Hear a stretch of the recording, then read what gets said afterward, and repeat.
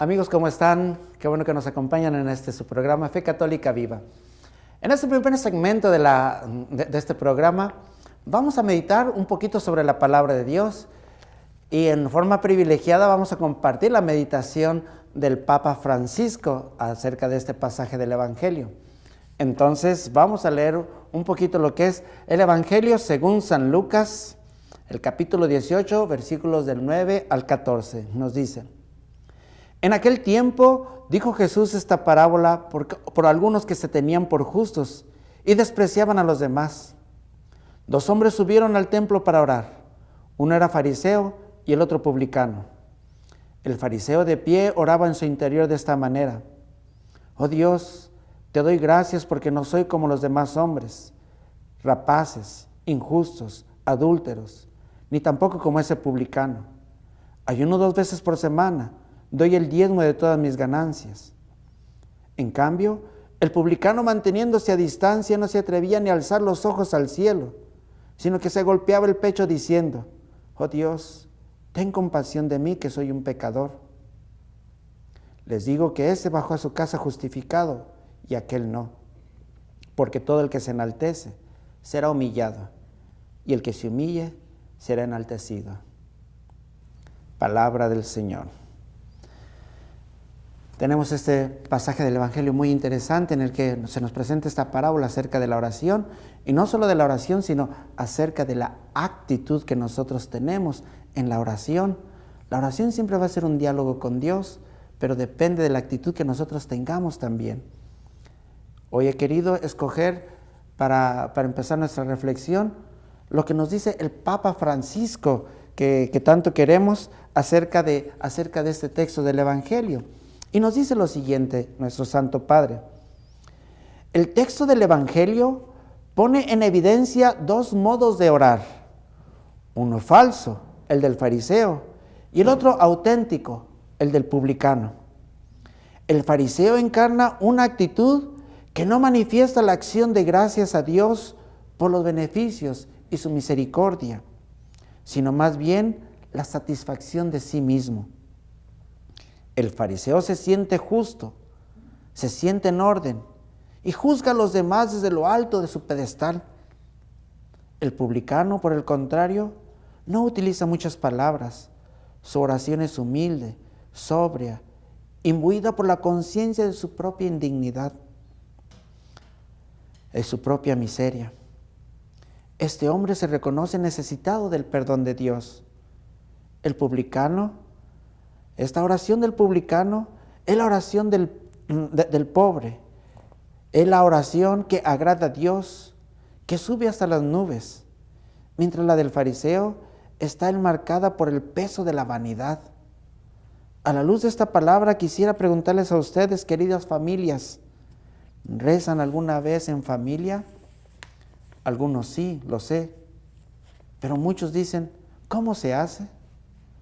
La oración es algo personal y además nunca se encuentra el momento oportuno tranquilo. Sí, es verdad, pero también es cuestión de humildad, de reconocer que tenemos necesidad de Dios como el publicano. Para la oración se requiere sencillez. Esto es lo que nos dice el Papa Francisco acerca de estas posturas. Si se fijan, tomando un poquito las palabras del Papa, la oración del publicano está muy centrada en sí mismo. Yo ayuno, yo no soy injusto, yo no soy adúltero, como diciendo: oye, estás orando, estás presumiendo, ¿no? Pero todo se refiere hacia sí mismo. Entonces, por eso el Papa Francisco dice: es la oración de la vanidad. Tanto se enaltece uno, incluso corremos el riesgo de enaltecernos ante Dios, cuando nuestra actitud correcta debería ser nuestra humildad, reconocer nuestra necesidad de la misericordia de Dios. De alguna forma, nosotros debemos sentir que Dios nos ama, pero debemos de cuestionarnos si nosotros correspondemos justamente al amor de Dios. No es para sentirnos culpables o para sentirnos pecadores, no, es para reconocer de que si realmente estamos siendo justos con el Señor, y esa justicia redundará en nuestro bien espiritual. Aquí el Papa Francisco nos pone estas dos situaciones. Dice, una oración es falsa y la otra oración es auténtica. ¿En qué consiste esto?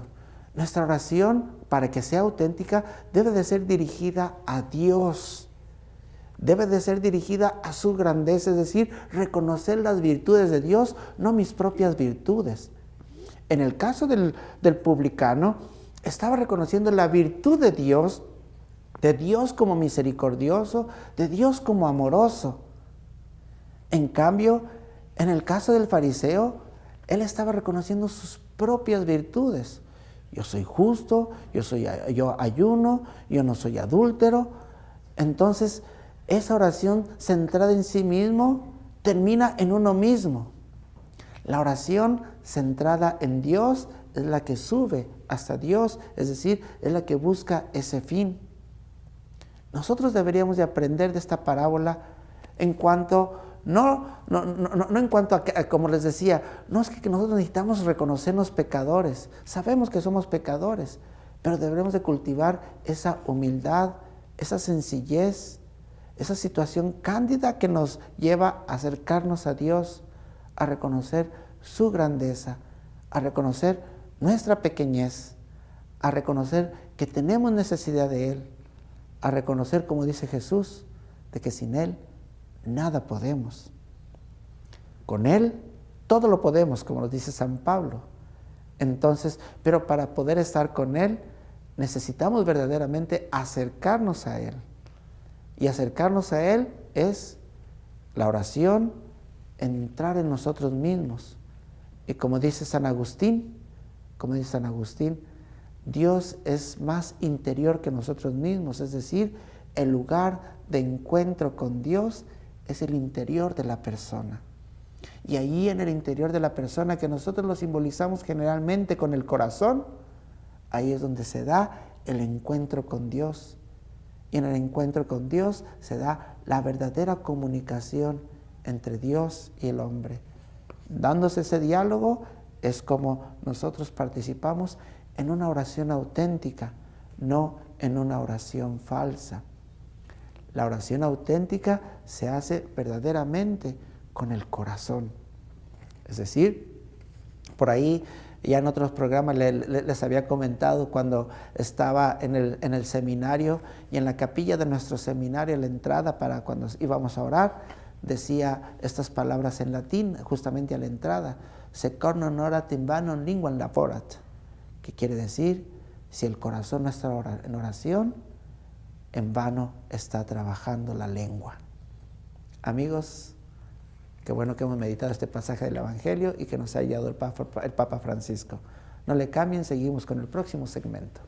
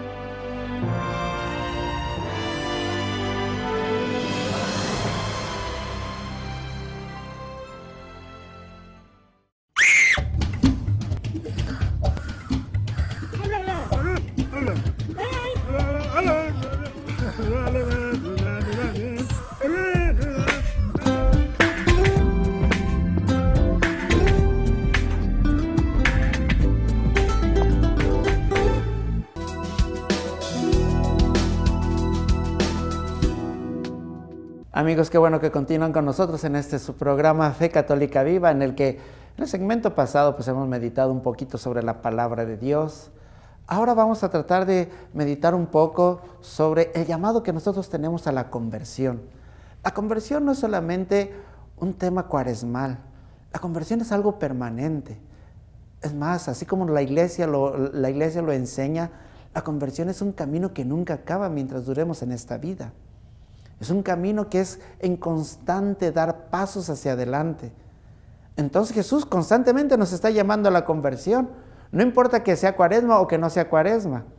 Pero pues vamos a meditar un poquito sobre el tema de la conversión. Y si pues que resulta que estamos en cuaresma, pues qué bueno. Si no, de todos modos es el tema apropiado para reflexionar en cualquier momento. Pero ¿qué es la conversión? La conversión, primero que nada, en el significado de las palabras es cambiar de dirección. Uno de los significados, cambiar de dirección. ¿Se acuerdan cuando en la escuela nos ponían, nos formaban y daban órdenes? Tomar distancia, dar media vuelta, conversión a la derecha, conversión es girar, cambiar de dirección. Y el otro significado de la conversión sería, conversión también significa transformación. Es decir, cambiar también, pero en una forma. Entonces, la conversión nos llama, en cierto sentido, a un cambio. Pero, exactamente, ¿dónde inicia la conversión? Para muchos creen que la conversión va a iniciar, bueno, antes de todo, quisiera especificar, quisiera aclarar que nosotros no somos los que nos convertimos, es Dios quien nos convierte, es Dios que desde nuestro interior nos convierte cuando nosotros estamos dispuestos a la conversión. No es que nosotros por nuestras propias fuerzas o por nuestra espiritualidad o por nuestra piedad o por lo que hagamos hacemos la conversión, no. Es Dios que con nuestra colaboración, pero es Él el que realiza ese trabajo de conversión, de transformación. Pero ¿dónde inicia este proceso de conversión? ¿Dónde inicia? No es en el reconocimiento de nuestros pecados como muchas veces pensamos. No es en el reconocer que somos, que somos pecadores o que hemos fallado o que hemos desviado el camino. No, ahí no es el inicio de la conversión. El verdadero inicio de la conversión está en el encuentro personal con Cristo. Y es un encuentro en nuestro interior. Es decir, si nosotros de alguna forma queremos empezar ese camino de conversión, nuestra motivación no va a ser el que hemos fallado o el que somos pecadores, sino nuestra motivación va a ser el mismo Cristo con el que lo hemos encontrado. Y encontrar significa empezar a conocerlo. Es decir, cuando nosotros empezamos a conocer a Cristo, que es en el inicio de un encuentro personal, es cuando nosotros decimos, ¿cómo puedo corresponder a este amor del Señor? Él tan grande, Él tanto que ha hecho por mí. Y luego empieza la reflexión, ¿y yo qué es lo que he hecho? ¿Yo cómo he respondido? Cuando se empieza a dar este trabajo interior, es cuando de alguna forma nosotros nos vamos a poner en ese camino de conversión. Por lo tanto, esa conversión debe de iniciar y debe de madurar en el interior de la persona, con la ayuda del Señor. No podemos convertirnos nada más en el hacer cosas, porque esa sería una cosa externa. El hacer las cosas son importantes, pero deben de ser la acción externa debería de ser el reflejo de algo interno. El reflejo de ese comenzar, esa amistad, esa transformación interior, ese cambio al que estamos llamados, que es obra del Espíritu del Señor en nosotros, y que se va a reflejar en las obras. A veces decimos que necesitamos hacer sacrificios. Sí, es cierto, necesitamos hacer sacrificios, pero el sacrificio le va a dar sentido, al sacrificio se le da sentido con un corazón convertido. Es decir, obras externas que de alguna forma deben de tener su origen en el encuentro con el Señor. Por lo tanto, es indispensable para poder iniciar ese camino de conversión que nunca va a acabar, para poder iniciar ese camino de transformación de nosotros en unas criaturas nuevas, en unas personas mejores, en alguien más semejante a Dios. Entonces necesitamos empezar una relación interior, una relación más profunda con Cristo. ¿Y cómo? Empezando con un encuentro con Él, un encuentro personal, un encuentro en el que, digamos, así en forma simbólica, estamos cara a cara, frente a frente, o diría mejor, de corazón a corazón. Cuando uno está delante del Señor, es cuando uno lo empieza a conocer. De hecho, así nos dice San Pedro, ¿qué es lo que vamos a hacer al final? ¿Cómo vamos a hacerlo? No lo sabemos. Pero sabemos que cuando estemos con Cristo cara a cara, seremos semejantes a Él. Entonces, esas palabras los tomo para poder transformarnos, nuestro trabajo como cristianos es cada vez ser más semejantes a Cristo. Pero para poder ser semejantes a Cristo, necesitamos estar cara a cara con Él, de frente a frente. Y es en la forma en que nosotros vamos a empezar a conocerlo, porque el trabajo comienza interior. Luego vienen ciertas acciones. Lógicamente vendrá el momento de la oración, o sea, fruto del encuentro con el Señor, vendrán momentos de oración, vendrán momentos de la lectura de la palabra de Dios, vendrán momentos en que hagamos sacrificios u obras de misericordia, vendrán momentos que hagamos muchas cosas que van a desarrollar esa semillita que se siembra en ese encuentro personal con Cristo. Esa es la verdadera conversión. Ese es el trabajo interior al que estamos llamados y que jamás debe de terminar. Es ahí donde nosotros de alguna forma colaboramos con esa obra. Por eso Jesús nos dice, conviértanse. Conviértanse, es la invitación a que colaboren conmigo. Permítanme que yo los convierta. Hermanos, ese camino que nosotros iniciamos como católicos, que nunca termine. ¿Y por qué? Porque estamos en ese camino constante de la conversión. No le cambien, regresamos con ustedes en el programa Fe Católica Viva.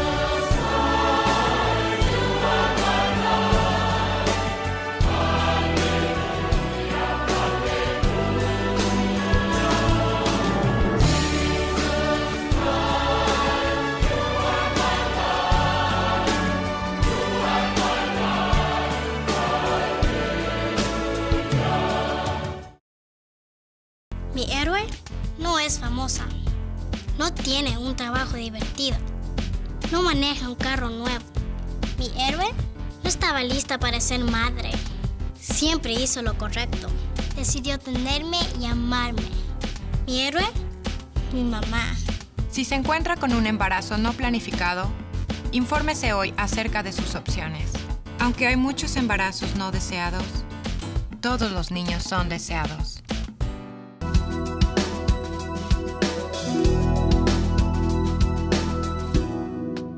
Amigos, qué bueno que continúan con nosotros en su programa Fe Católica Viva, en el que pues estamos en cada segmento tomando un tema diferente para que pues darle un poquito de variedad y para que de alguna forma se nos haga un poquito más ligero y al mismo tiempo abarcar más cuestiones que están pues tal vez en su corazón o preguntas, tal vez después haremos un segmento de puras preguntas resolviendo cuestiones, pero hoy vamos a tratar de hacer una pequeña reflexión reflexión. Estamos, recuerden, en Cuaresma. Y en Cuaresma, inicia la Cuaresma con el Evangelio de las tentaciones. Y eso nos pone también a reflexionar, ¿qué es la tentación? O sea, ¿qué representa para nosotros la tentación? Porque forma parte de nuestra vida. La tentación creo que nunca la vamos a poder hacer a un lado. Y debemos reflexionar si es buena o si es mala. Tomamos aquí de la fuente de CatholicNet. La tentación nos resulta algo familiar. Tenemos tentaciones en casa o en el trabajo, durante el día o a mediodía o en la noche, en verano, invierno, a solas o con otros. Es decir, a cada momento de nuestra vida estamos sujetos a una posible tentación. ¿Por qué? Porque de alguna forma el enemigo no descansa. El enemigo trabaja a base de tentaciones. Y de una vez les digo, la tentación no es mala, como ya lo habíamos dicho en algún programa previo, la tentación no es mala. El problema es caer en la tentación. Ese es el verdadero problema. Incluso, tanto no es mala que el mismo Jesús fue tentado, pero no cayó. Y eso es lo que de alguna forma nos motiva. Hay aquí algo característico de la tentación. Nos dice, cada tentación nos ofrece algo que se presenta como, fíjense, agradable, ventajoso o más o menos fácil. La tentación siempre va a trabajar por ahí. Repito, por algo agradable, por algo que nos presente una ventaja o por algo más o menos fácil. Me anticipo. La tentación, como tentación, siempre va a ser una mentira. Una mentira a la que debemos descubrir. Debemos ser suficientemente listos para, primero que nada, no dejarnos engañar. Si nosotros tomamos esa actitud de no dejarnos engañar, estamos prácticamente venciendo a la tentación. Aunque bueno, todavía falta el deseo, porque una cosa es la inteligencia, el conocer, y otra cosa es el deseo que proviene de acá, que lo maneja perfectamente las dos cosas el enemigo por medio de la tentación. Y continúa, dice más o menos fácil, se trata de saltarse pues una norma para ser más eficaces, de apartarse del deber, para disfrutar un rato placentero, o a lo mejor para pisotear a alguien, para subir, para tener una conquista. De todas formas, siempre va a representar algo malo, pero que de alguna forma el enemigo se encarga de disfrazarlo como algo bueno, o al menos como algo no malo. ¿Qué quiere decir? Como algo normal. Ahí es donde me refería que deberíamos de ser suficientemente listos. Y ahí es donde me refería que la tentación siempre es una mentira. Tanto es una mentira que cuando nosotros de alguna forma caemos en la tentación, es decir, hacemos el mal que no deberíamos haber hecho o hacemos el pecado que debimos haber evitado, cuando ya sucede es cuando nos damos cuenta de la realidad. Esa realidad que de alguna forma había sido falseada.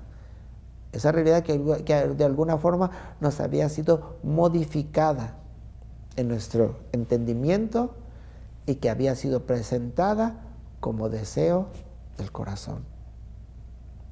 Entonces, las tentaciones, al caer en la tentación, pues nos va a mostrar cuán mentirosa es la tentación. Recuerden, el enemigo siempre nos va a prometer cosas que él no puede cumplir. Él no puede cumplir esas cosas.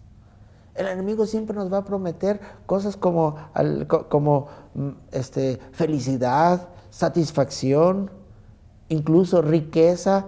Hay que distinguir cuál es la verdadera riqueza. ¿Cuál es la verdadera riqueza? Porque nos puede proporcionar riqueza material, pero para nosotros nos estamos refiriendo a la verdadera riqueza, que es la que engaña al alma. Por eso les digo, siempre va a ser una mentira. O sea, siempre nos va a prometer el enemigo cosas que no puede cumplir y que solamente Dios puede cumplir. Pero, ¿por qué? O sea, ¿por qué el enemigo nos pone tentaciones? Esa es una pregunta que, o sea, muy buena que podríamos responder. Primero que nada, el enemigo nos pone tentaciones, primero, porque en él no existe amor, en él existe odio. Segundo, asociado con el odio existe la envidia. La envidia ¿qué es la envidia? Es el dolor que uno experimenta cuando le sucede algo bueno a una persona que uno no ama. Entonces resultamos, o sea, ese dolor es lo que nosotros llamamos envidia, y es lo que para el diablo es lo que se verifica. El diablo no nos ama. Por lo tanto, cuando nos sucede algo bueno, o sea, algo relacionado con Dios, entonces a él le duele. Y si le duele, quisiera que no nos sucediera. O sea, la envidia, cuando nosotros la experimentamos, es si a alguien a quien no amamos le sucede algo bueno, la envidia nos impulsa a desear que no le sucediera. Y eso es lo que impulsa el diablo. Por eso nos impulsa en la tentación. ¿Por qué? Porque a él le duele que nosotros nos acerquemos a Dios. ¿Por qué? Porque en Dios tendremos el máximo bien. Por lo tanto, el bien que nos sucede a nosotros es lo que le duele al diablo. Por lo tanto, el diablo va a tratar a toda costa de evitarlo, de evitar que nos suceda ese bien. ¿Y cómo lo va a evitar? Pues separándonos de Dios. Y continuando la reflexión, ¿cómo nos va a separar de Dios? Por medio del pecado. ¿Cómo nos va a hacer caer en el pecado? Por medio de la tentación. Así de sencillo es el razonamiento. Y repito, tengamos mucho cuidado, porque el diablo va a manejar nuestro entendimiento confundiéndolo y nuestro deseo confundiéndolo también hacia cosas que no son lo correcto. Gracias, amigos, por estar con nosotros en Fe Católica Viva.